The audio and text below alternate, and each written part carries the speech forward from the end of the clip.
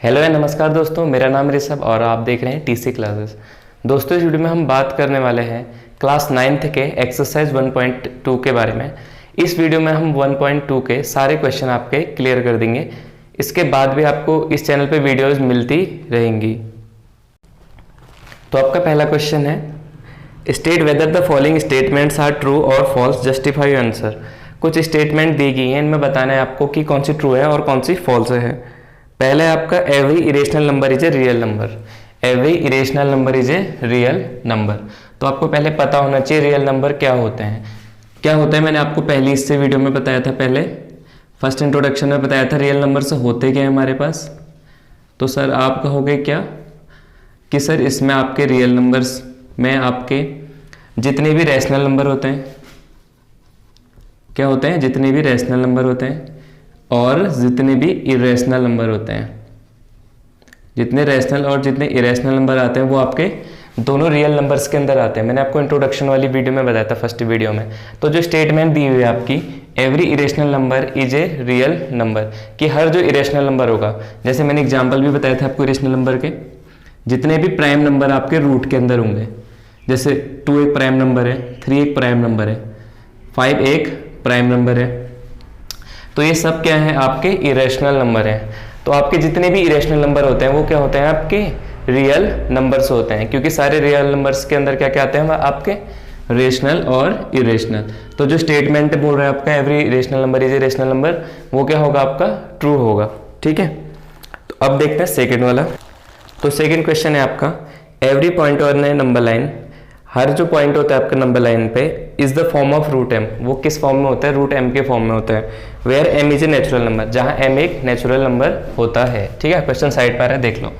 तो बोल रहे हैं कि एक नंबर लाइन है जिसमें आपका क्या होता है, हर पॉइंट पे रूट एम की तरह ही लिखा जाता है, जहां पे एम क्या बता रहा है, आपका नेचुरल नंबर है। क्या है, नेचुरल नंबर।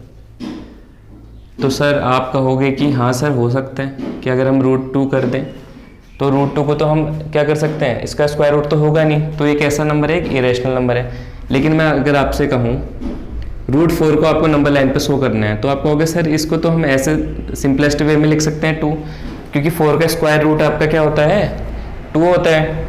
ऐसे अगर मैं बोलूँ आपसे 16, तो आप कहोगे सर इसे भी 4 लिख सकते हैं। ठीक है, लेकिन क्वेश्चन में हमें क्या बोल रहे हैं कि हर पॉइंट पे आप सिर्फ इसी फॉर्म पे लिख सकते हो, रूट एम के फॉर्म पे। तो आप क्या कहोगे, सर नहीं ऐसा नहीं होता है। तो ये आपका क्या हो जाएगा, फॉल्स हो जाएगा। क्यों, क्योंकि √2 तो ठीक है, हम रूट के फॉर्म पे दिखा रहे हैं, √2 को हम √2 के फॉर्म पे लिखेंगे नंबर लाइन पे। बट जब √4 आएगा तो हम √4 को 2 भी लिख सकते हैं। अब यहाँ पे तो रूट लगाना नहीं है हमें, रूट के अब 2 के पीछे भी रूट तो लगाओगे नहीं। बट नेचुरल नंबर ये भी है और नेचुरल नंबर ये भी है, इन्हें हम बिना रूट के भी लिख सकते हैं। जब रूट के अंदर प्राइम नंबर लिखा हो तभी रूट पे आएंगे। अगर रूट के अंदर प्राइम नंबर नहीं है, जिनका स्क्वायर रूट आपका आता हो, उसे तो आप इस फॉर्म पे भी लिख सकते हो। रूट एम के फॉर्म पे लिखना आपका जरूरी नहीं है। ठीक है, तो आपका ये भी क्या हो जाएगा, फॉल्स हो जाएगा। तो देखो अब थर्ड वाला क्वेश्चन, थर्ड है आपका, every real number is a irrational number. Every real number is a irrational number. अब मैंने आपको पहली वीडियो में बताया था रियल नंबर क्या होते हैं, एक तो होते हैं आपके रेशनल नंबर, एक होते हैं आपके इरेशनल नंबर। तो आपको सीधे सीधे पता चल रहा होगा कि ये क्या है, आपका फॉल्स है। फॉल्स है, क्यों है फॉल्स, क्योंकि रियल नंबर्स के अंदर तो हमारे रेशनल नंबर भी आते हैं और इरेशनल दोनों आते हैं। तो लेकिन ये क्या बोल रहा है क्वेश्चन में कि जितने भी नंबर आते हैं हमारे रियल नंबर के अंदर वो इरेशनल होते हैं। तो ये सीधे सीधे क्या आपका फॉल्स है। जैसे इसके एग्जाम्पल पे आप लिख सकते हो, 2 is a real number, 2 is a real number but not a irrational number। ठीक है, हमसे कह रहे हैं कि जितने भी रियल नंबर होते हैं उनके अंदर सिर्फ क्या आते हैं, इरेशनल नंबर आते हैं। तो ऐसा नहीं होता, मैंने आपको पहली वीडियो में बताया था, रेशनल नंबर के सॉरी रियल नंबर के अंदर आपके रेशनल नंबर भी आते हैं। ठीक है, तो ये वाला भी आपका सॉल्व हो गया होगा बढ़िया से। अब देखते हैं नेक्स्ट वाला क्वेश्चन। तो सेकंड क्वेश्चन है आपका, are the square roots of all positive integers irrational. क्या जितने भी स्क्वायर रूट्स होते हैं किसी पॉजिटिव इंटीजर के वो इरेशनल होते हैं। If not, give an example of the square root of a number that is rational number. अगर ऐसा नहीं होता है तो हमें एक एग्जाम्पल देना है ऐसे स्क्वायर रूट का जिसका नंबर क्या हो आपका रैशनल नंबर आए उसे, ठीक है। तो आप क्या कहोगे इसके आंसर पे? नो। क्या कहोगे? नो। आप कहोगे सर नो क्यों कहें? आपसे पूछ के रहा था are the square roots of all positive integers irrational. तो पॉजिटिव इंटीजर्स में तो आपके सारे इंटीजर्स आएंगे, 4 भी आएगा, 16 भी आएगा, लेकिन इनका स्क्वायर रूट क्या होता है आपका? अगर मैं 4 का स्क्वायर रूट करूं तो ये आता है आपका 2 आता है। ये इरेशनल नंबर है? नहीं। इरेशनल नंबर है? नहीं। ये कैसा नंबर है आपका? रेशनल नंबर है। अब मैं ऐसे 16 का स्क्वायर रूट करूं, 16 भी क्या है आपका? एक इंटीजर है। और कैसा इंटीजर है? पॉजिटिव इंटीजर है। अगर मैं इसका स्क्वायर रूट करने लगूँ तो कितना आएगा मेरा? 4। इसका मतलब क्या है, समझ गए आप? कि जितने भी आपके क्या हैं पॉजिटिव इंटीजर्स हैं, अगर उनका हम स्क्वायर रूट निकालें तो वो एक इरेशनल नंबर नहीं होता है, ठीक है। तो ये भी हो गया आपका सॉल्व। तो अब देखते हैं इसका लास्ट थर्ड क्वेश्चन है, so how root 5 can be represented on the number line. Root 5 को आपको नंबर लाइन पे रिप्रेजेंट करना है। रूट 5 को आपको नंबर लाइन पे रिप्रेजेंट करना है। इसके लिए आपको कुछ कॉन्सेप्ट पता होना चाहिए। सबसे पहले तो आपको पता होना चाहिए राइट एंगल ट्रायंगल के बारे में। राइट एंगल ट्रायंगल का मतलब है पाइथागोरस के बारे में आपको पता होना चाहिए। मैं आपको बता देता हूँ साथ साथ ही पाइथागोरस। ये है ABC, नीचे वाली आपकी होती है बेस, आपको पता होंगी ये होती है हाइपोटेनस, और ये क्या होती है आपकी परपेंडिकुलर, ठीक है। तो पाइथागोरस के अकॉर्डिंग आपका होता है एक पाइथागोरस प्रमेय, AC का स्क्वायर आपका जो हाइपोटेनस का स्क्वायर होता है वो बेस के स्क्वायर और परपेंडिकुलर के स्क्वायर दोनों के सम के बराबर होता है, ठीक है। इसके अकॉर्डिंग हम इसको सॉल्व करेंगे।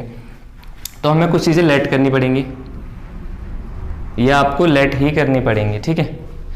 लेट करनी पड़ेंगी, जैसे मैं बेस ले लेता हूँ 2 और परपेंडिकुलर को ले लेता हूँ आपका 1।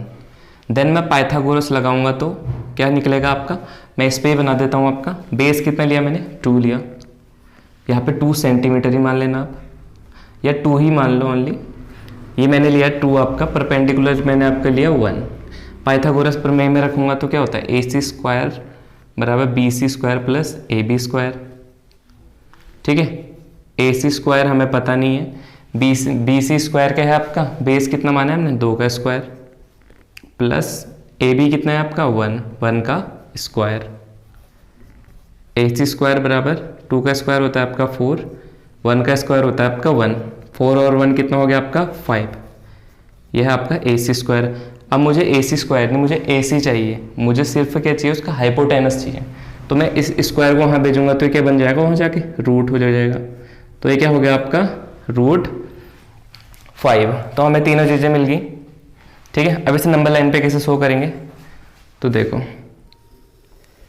सबसे पहले तो नंबर लाइन खींचोगे आप। सबसे पहले क्या होता है? 0 1 2 3, ठीक है। तो देखो, जो हमने बेस माना है, बेस कहाँ होता है? हमेशा नीचे वाला बेस होता है। तो इस नंबर लाइन पे आप कितने का लोगे? दूरी 2 की, यहाँ पर से 2 तक लिया आपने, ठीक है। फिर परपेंडिकुलर कितना था हमारा? 1 का। 2 से 1 सेंटीमीटर ऊपर वो खींचोगे, खींच लिया हमने। चलो इन्हें सेंटीमीटर ही कर देते हैं हम।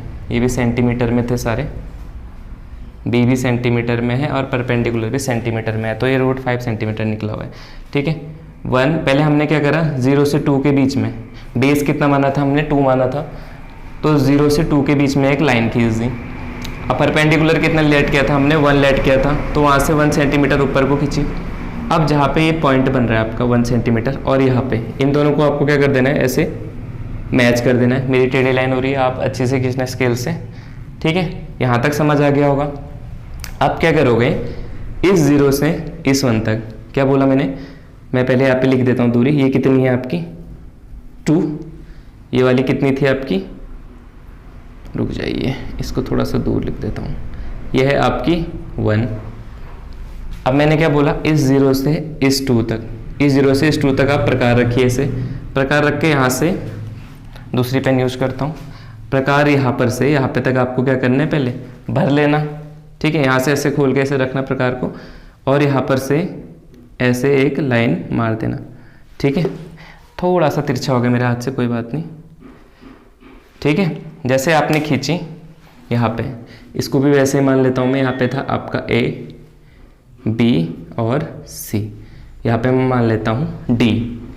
ये कितना था, 2 था, ये थी आपकी परपेंडिकुलर 1। यहाँ पे हमारा जो हाइपोटेनस निकला था वो था √5।